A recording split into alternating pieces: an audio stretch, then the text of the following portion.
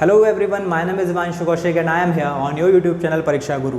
अब देखिए बात चल रही है किसकी, तो वर्ब चैप्टर चल रहा है और वर्ब के बारे में हमने आपको बताया कि वर्ब जो हुआ करती हैं वो दो प्रकार की होती हैं, हेल्पिंग वर्ब और मेन वर्ब। हेल्पिंग वर्ब जिसका एक और नाम हुआ करता है ऑक्सिलरी वर्ब, और दूसरा बताया मेन वर्ब जिसका एक और नाम होता है प्रिंसिपल वर्ब। फिर हमने हेल्पिंग वर्ब के बारे में आपको बताया कि जो कि दो प्रकार की हुआ करती हैं, कौन कौन सी, तो एक होती है आपकी प्राइमरी ऑक्सिलरी और एक होती है मॉडल ऑक्सिलरी। प्राइमरी ऑक्सिलरीज 11 हुआ करती हैं, कौन कौन सी, do, does, did, is, am, are, was, were और हैज, हैव, हैड। उसके अलावा मॉडल ऑक्सिलरीज 13 हुआ करती हैं, will, would, shall, should, can, could, may, might, must, need, dare, ought to और यूज टू। उसके अलावा हमने मेन वर्ब का जिक्र किया, मेन वर्ब का बताया कि दो प्रकार की होती हैं, ट्रांजिटिव और इंट्रांजिटिव। तो ये सारी इंफॉर्मेशन हम आपको बता चुके हैं पिछली वीडियोस में। जिन्होंने भी वो वीडियोस ना देखी हूं उन वीडियोस को जरूर देख लें, बहुत ही नेसेसरी इंफॉर्मेशन उन वीडियोस में आपके लिए है। अब बात करते हैं देखिए आगे की। तो पिछली वीडियो में हमने जो बताया था आपको, कुछ मॉडल ऑक्सिलरीज का हम जिक्र कर चुके हैं। किसका, तो हमने टोटल अभी जो बात की है वो बात कर चुके हैं। लास्ट वीडियो में हमने जो बात की थी वो विल, शैल, वुड के बारे में बात की थी। उसके अलावा हमने पहली वीडियो में बात की है कैन, कुड, मे और माइट के बारे में। बहुत ही इंपॉर्टेंट इन्फॉर्मेशन उनमें हमने आपके साथ शेयर की है, तो उनको वीडियोस को जाकर के जरूर देख लेंगे। और अब जो हमारे पास हेल्पिंग वर्ब्स बची हैं, यानी कि हम सिर्फ एब्सोल्यूट मॉडल की बात कर रहे हैं, और एब्सोल्यूट मॉडल जो कि हुआ करती है कितनी, 10 हुआ करती हैं। तो 10 एब्सोल्यूट मॉडल कौन कौन सी होती हैं, तो will, would, shall, should, can, could, may, might, must और ऑट टू। यानी कि अब हमारे पास जो मॉडल ऑक्सिलरीज बची हैं वो कौन कौन सी बची हैं, तो देखिए विल के बारे में बता दिया, शैल, शुड इनके बारे में हम बता चुके हैं, यानी कि टोटल कितने के बारे में बता चुके हैं, तो 7 के बारे में बता चुके हैं, यानी कि बची हैं 3। और वो 3 कौन कौन सी हैं, तो अगर उन तीनों का जिक्र करें तो कौन कौन सी हैं वो, तो एक तो है शुड, एक है मस्ट और एक है ऑट टू।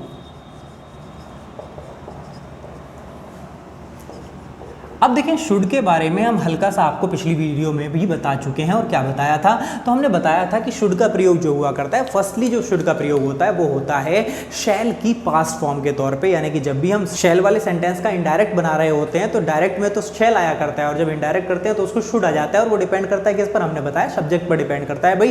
क्यों, क्योंकि हमारे साथ शैल जब आ रहा है तो यानी कि हमारी जो सब्जेक्ट आ रहा होगा वो या तो आई होगा या फिर वी होगा। लेकिन जब हम उसको चेंज करेंगे तो वो डिपेंड करेगा किस पर, तो वो हमारा फर्स्ट पर्सन होता है, सब्जेक्ट के अनुसार चेंज होता है, तो सब्जेक्ट पर डिपेंड करेगा। तो चेंज होने के बाद जो भी आएगा वो डिपेंड करता है उसी सब्जेक्ट पर, चाहे वुड आए चाहे शुड आए। तो यानी कि वैसे तो चेंज कर देते हैं शैल को किसमें, शुड में ही चेंज कर दिया जाता है। तो यहां तक की हम बात आपको बता चुके थे। अब बात करते हैं कुछ आगे की, और ये बताने की कोशिश करते हैं कि भैया इन तीनों को एक साथ क्यों समझा रहे हैं, कोई रिलेशन है क्या इन तीनों के बीच में। तो हाँ, उसी रिलेशन की बात करने जा रहे हैं। तो चलिए आइए समझते हैं कि क्या है इन तीनों के बीच में रिलेशन, देखते हैं। तो देखिए अगर हम बात करें शुड, ऑट टू और मस्ट की, तो तीनों का जो यूज है लगभग सेम है। कैसे कि भाई जब शुड का प्रयोग किया जाता है तो एक तरह से शुड नॉर्मली किसी बात को जब कहा जाता है तो वहां पर हम शुड का प्रयोग कर लेते हैं। और कब कब, तो देखिए जब भी कहीं पर बात हो रही हो ड्यूटी की, यानी कि ड्यूटी याद दिलाने की बात हो तो वहां पर शुड का प्रयोग करेंगे। वैसे ही अगर बात हो रही हो ऑब्लिगेशन की,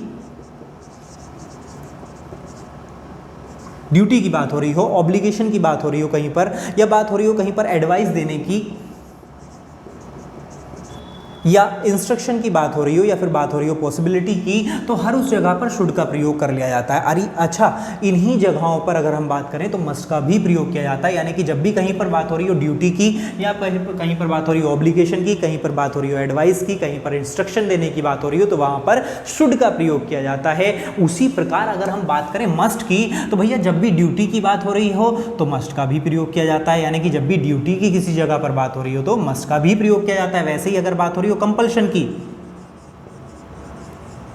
तो वहां पर भी मस्ट का प्रयोग किया जाता है। वैसे ही अगर बात हो रही हो एडवाइस की, तो वहां पर भी मस्ट का प्रयोग किया जाता है। अब ये क्या होगा सर, यानी कि जब हम बात कर रहे हैं ड्यूटी की और जब हम बात कर रहे हैं एडवाइस की, वैसे ही अगर हम बात करें इंस्ट्रक्शन की, तो यहां पर भी इंस्ट्रक्शन आ गया, यहां पर भी इंस्ट्रक्शन आ गया। यानी कि दोनों ही जगहों पर शब्द तो लगभग सेम आ रहे हैं, बस एक छोटा सा डिफरेंस है। और डिफरेंस क्या है कि यहां पर ऑब्लिगेशन है और यहां पर कंपल्शन है। तो हाँ, यही तो डिफरेंस है इन दोनों में। और डिफरेंस क्या है कि भाई जब भी कहीं पर किसी चीज की बात नॉर्मल मैनर में की जाएगी तो वहां हर जगह पर शुड इस्तेमाल होगा, किसका, शुड का इस्तेमाल होगा। लेकिन अगर वही बात थोड़ा सा दबाव डाल करके की जाए तो वहां पर इस्तेमाल होता है किसका, मस्ट का इस्तेमाल होता है। कैसे कैसे कि भाई जब हम नॉर्मली किसी को ड्यूटी की बात कर रहे हों जैसे माना हमने कहा कि you should be on time, जैसे हमने सेंटेंस इस्तेमाल कर लिया कि you should be on time, तो you should be on time. अच्छा, सेंटेंस बिल्कुल सही है, कोई दिक्कत नहीं। अच्छा, यहां पर अगर मैं शुड की जगह मस्ट लगा दूं कि you must be on time, तो देखिएगा you should be on time और you must be on time, मैं कह रहा हूं कि दोनों ही सेंटेंस बिल्कुल सही हैं। और दोनों में ही बात हो रही है किसकी? तो दोनों में ही बात हो रही है ऑब्लिगेशंस की, यानी कि पहले वाले में तो ऑब्लिगेशन की बात हो रही है, लेकिन दूसरे वाले में ऑब्लिगेशन नहीं है। ऑब्लिगेशन किसको कहते हैं? तो ऑब्लिगेशन यानी कि जब हमारे पास चॉइस हो कि भैया you should be on time, यानी कि तुम्हें समय पर आना चाहिए। यानी कि एक तरह से देखें कि पहले वाले सेंटेंस का जो मीनिंग है वो क्या है कि तुम्हें समय पर आना चाहिए, लेकिन दूसरे वाले सेंटेंस का जो मीनिंग है उसमें हल्का डिफरेंस है, और डिफरेंस क्या है कि तुम्हें समय पर आना होगा।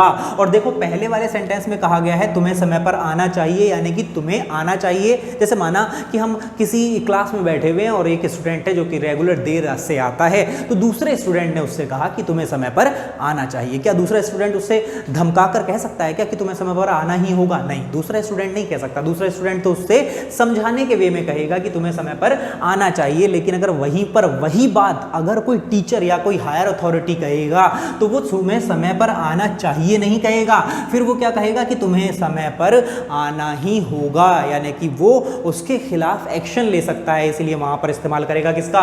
मस्ट का इस्तेमाल करेगा। यानी कि जब भी हम बात करेंगे नॉर्मल मैनर में, चाहे तो ड्यूटी की बात हो चाहे एडवाइस की बात हो, तो वहां पर इस्तेमाल किया जाएगा किसका? शुड का। लेकिन अगर वही बात थोड़ा दबाव डाल करके कही जाएगी तो वहीं पर इस्तेमाल किया जाएगा किसका? मस्ट का। यानी सिंपल सी बात समझ लें कि शुड तो सिंपल फॉर्म है और मस्ट शुड की स्ट्रॉन्ग फॉर्म है, यानी कि जब बात को नॉर्मल मैनर में करना होगा तब तो शुड आएगा, लेकिन अगर उसको दबाव डाल करके करना होगा तो वहां पर मस्ट आएगा। जैसे कि आपने देखा कि यहां पर तो ऑब्लिगेशन था कि करो चाहे मत करो कोई दिक्कत नहीं है, लेकिन यहां पर कंपल्शन है, यानी कि ये कंपलसरी हो जाएगा।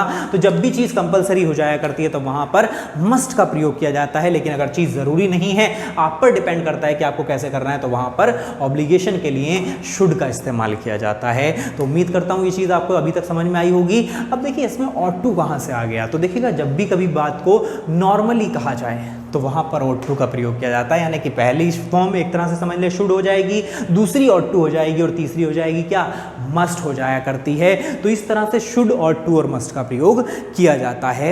अब देखिए इसके अलावा और कहां पर इस्तेमाल हो सकता है शुड का? तो शुड का प्रयोग कहां कहां पर हो सकता है? तो जैसे हमने अभी वुड का प्रयोग बताया था ना, कंडीशनल सेंटेंसेस में क्या करते हैं, तो जहां पर शुड का प्रयोग कर वुड का प्रयोग कर रहे हैं, वैसे ही शुड का भी प्रयोग कंडीशनल सेंटेंसेस में हो सकता है। वो किस पर डिपेंड करता है? तो वो हमारे सब्जेक्ट पर डिपेंड करता है। कैसे? जैसे कि माना कि अगर हमारा सब्जेक्ट ही था तब तो हमने क्या लगा दिया? वुड लगा दिया, लेकिन अगर वहीं पर सब्जेक्ट आई होगा तो क्या लग जाएगा? वहां पर शुड का प्रयोग कर लिया जाता है। कैसे? जैसे माना कि सेंटेंस आ गया कि इफ आई वर यू, यानी कि अगर मैं तुम्हारी जगह होता, यानी कि यदि मैं तुम होता तो फिर मैं क्या करता?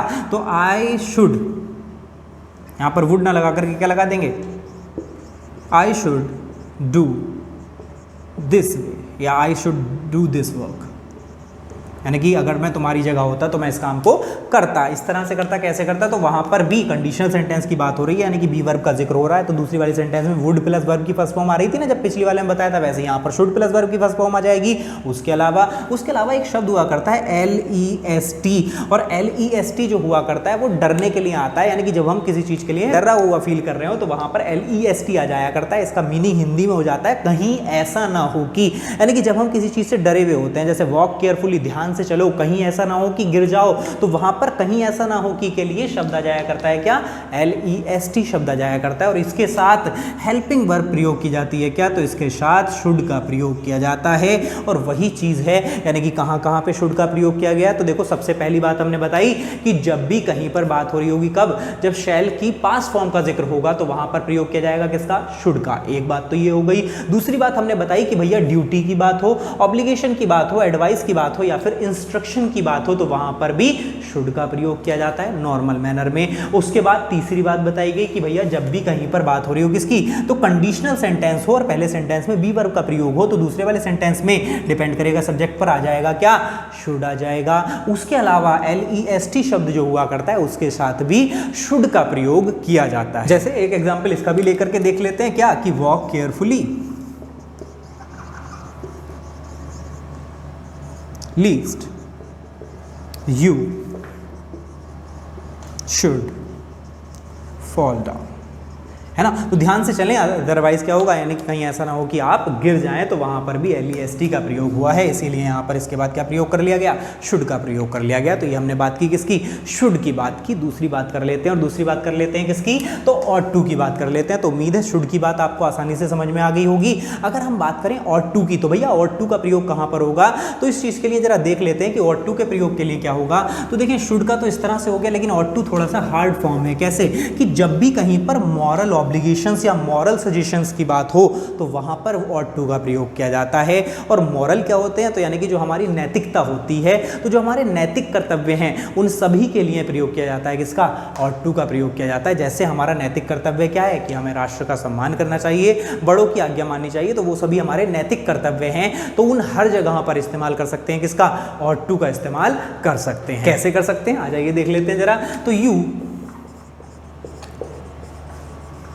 ought to obey your elders, तो you ought to obey your elders, तो यहाँ पर बड़ों का सम्मान करना चाहिए, उनकी आज्ञा का पालन करना चाहिए। तो वहाँ पर भी इस्तेमाल कर लिया गया किसका, ought to का इस्तेमाल कर लिया गया, क्योंकि बात हो रही थी किसकी, मॉरल ऑब्लिगेशंस की बात हो रही थी, नैतिक बाध्यताओं की बात हो रही थी। तो मॉरल ऑब्लिगेशन यानी नैतिक बाध्यताओं की बात हो, तो वहाँ पर ought to का प्रयोग कर लिया जाता है। उसके अलावा एडवाइस के केस में भी हम ought to का प्रयोग कर सकते हैं। और जैसा कि हमने बताया था ना कि शुड का प्रयोग हो रहा है तो नॉर्मल मैनर में हो रहा है, वैसे ही अगर एडवाइस का प्रयोग हो, एडवाइस के लिए इस्तेमाल हो, मतलब तो एडवाइस के लिए तो यहाँ भी इस्तेमाल कर रहे थे, यहाँ भी इस्तेमाल कर रहे हैं और यहाँ भी इस्तेमाल कर रहे हैं। तो दोनों तीनों में डिफरेंस क्या है कि जब नॉर्मल मैनर में बात होगी तो ये आएगा, थोड़ा सा डिफिकल्ट यानी कि थोड़ा सा प्रेशर डाल करके बात करेंगे तो ought to आएगा, और अगर फुल प्रेशर के साथ यानी कि फोर्सफुली किसी बात को मनवाना हो तो वहाँ पर मस्ट का प्रयोग कर लिया करते हैं। अब एडवाइस कैसे, तो देखें जैसे हमने बात कर रही है, अगर हम शुड की बात करें, जैसे सेंटेंस में शुड आ गया कि यू शुड वॉक डेली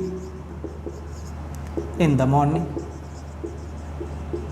तो you should walk daily in the morning, तो यहाँ पर हमने शुड का इस्तेमाल किया, यानी कि एडवाइस ही तो दी जा रही है, यानी कि तुम्हें सुबह के समय क्या करना चाहिए, टहलना चाहिए। वहीं पर अगर इसी बात को थोड़ा सा फोर्सफुली कह देंगे, यानी कि प्रेशर डाल करके कह देंगे, तो यहाँ पर शुड की जगह इस्तेमाल कर लेंगे किसका, यू ought to walk, बात सारी वही रह जाएगी, यानी you ought to walk daily in the morning, तो वहाँ पर थोड़ा सा नॉर्मली बात की गई, लेकिन यहाँ पर थोड़ा सा प्रेशर डाल करके बात की गई। और यहीं पर अगर बात कर ली जाए थोड़ा सा दबाव डाल करके, यानी फोर्सफुली किसी बात को मनवाना हो, जैसे मान लिया कि एक पेशेंट है और उसको कहा जाए, उसको एडवाइस दी गई कि भैया तुम्हें टहलना चाहिए सुबह के समय, तुम्हारा जो है वजन बढ़ रहा है कुछ इस तरह से, लेकिन अगर वही बात नॉर्मली की गई तो वहाँ पर तो शुड आ जाएगा। लेकिन अगर उसको प्रॉब्लम ज़्यादा है तो फिर क्या करेंगे, तो थोड़ा और दबाव डाला जाएगा कि भाई टहलो जल्दी जरूर सुबह के समय, तो वहाँ पर ought to का प्रयोग कर लेंगे। लेकिन अगर कंडीशन इतनी खराब है कि आपको टहलना ही है, तो वहां पर इस्तेमाल करेंगे फिर किसका, मस्ट का इस्तेमाल करेंगे। क्यों, क्योंकि यहां पर तो ऑब्लिगेशन है, लेकिन यहां पर कंपल्शन है, और कंपल्शन यानी कि जब भी कोई चीज बहुत ज्यादा जरूरी हो जाया करती है तो वहां पर इस्तेमाल कर लेंगे फिर किसका,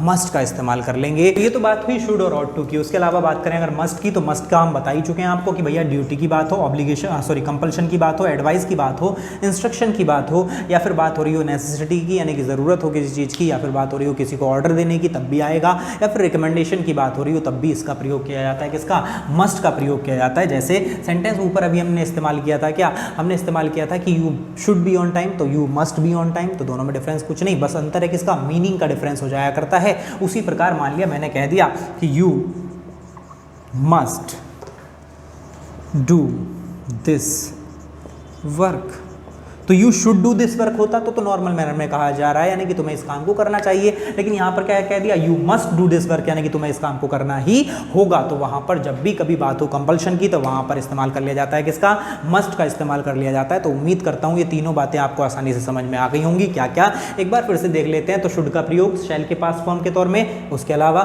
बात किया जाता है ड्यूटी, ऑब्लिगेशन, एडवाइस, इंस्ट्रक्शन की, तब इस्तेमाल कर लिया जाता है। उसके अलावा हमने बात की, तो जब भी हम कभी बात कर रहे हो किसकी, तो कंडीशनल सेंटेंस की बात कर रहे हो तो रिजल्टिंग सेंटेंस के तौर पे शुड का प्रयोग कर लिया जाता है, अगर कंडीशनल सेंटेंस में बी वर्ब का इस्तेमाल किया जा रहा है। उसके अलावा हमने बात की कि शुड का प्रयोग जब भी हम बात कर रहे हैं किसी एडवाइस को देने की, तो वहां पर भी शुड का प्रयोग कर लिया जाता है, लीस्ट का अगर लगा हो तब, यानी कि लीस्ट के साथ भी शुड का प्रयोग किया जाता है। उसके अलावा फिर बात की ought to की, तो ought to का प्रयोग बताया कि मॉरल ऑब्लिगेशंस के लिए, और अगर एडवाइस देने के लिए बात हो रही हो तो वहां पर भी ऑट टू का प्रयोग कर लिया जाता है, ये नॉर्मल फॉर्म, ये उससे थोड़ी डिफिकल्ट। और अगर आप बात करें और प्रेशर डाल के यानी कि फोर्सफुली किसी बात को मनवाना हो तो वहां पर मस्ट का प्रयोग, यानी कि शुड की स्ट्रॉन्ग फॉर्म है must, duty, compulsion, advice, instruction, उसके अलावा नेसेसिटी के लिए और उसके अलावा रिकमेंडेशन के लिए मस्ट का प्रयोग कर लिया जाता है। तो ये हमारी सभी मॉडल ऑक्सिलरीज हमने समझ ली हैं 10 की 10। उससे पहले हमने 3 मार्जिनल मॉडल के बारे में समझा था, तो इन सभी को अच्छी तरह से वीडियोस को देख लेंगे। पिछली वीडियोस जिसने ना देखी हो